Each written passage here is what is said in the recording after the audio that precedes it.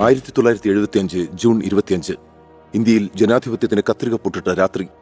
കേരള പോലീസിന് ലഭിച്ചത് എന്തും എങ്ങനെയും ചെയ്യാനുള്ള അന്ധമായ അധികാരം. പൈശാചിക ആക്രമണങ്ങൾക്ക് വിധേയരായവരിൽ പ്രമുഖർ CPIM നേതാക്കളായ KR ഗൗരിയമ്മയും പിണറായി വിജയനും.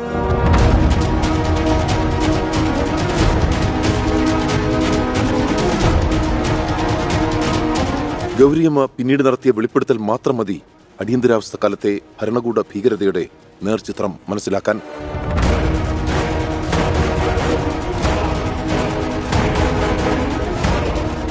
ആദ്യ 6 മാസക്കാലം KR ഗൗരിയമ്മയെ പോലീസ് തടങ്കലിൽ വെച്ചത് ചേർത്തല സ്റ്റേഷനിൽ. പിന്നീടാണ് പൂജപ്പുര സെൻട്രൽ ജയിലിലേക്ക് മാറ്റിയത്.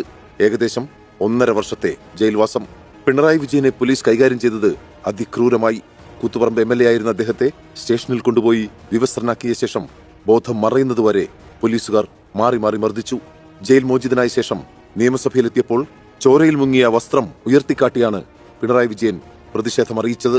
MV Raghavan, Kodiyeri Balakrishnan, TV Thomas, EP Jayarajan, G Sudhakaran, AK Balan തുടങ്ങിയ കമ്മ്യൂണിസ്റ്റ് നേതാക്കൾക്കും ജയിൽവാസം അനുഷ്ഠിക്കേണ്ടി വന്നു.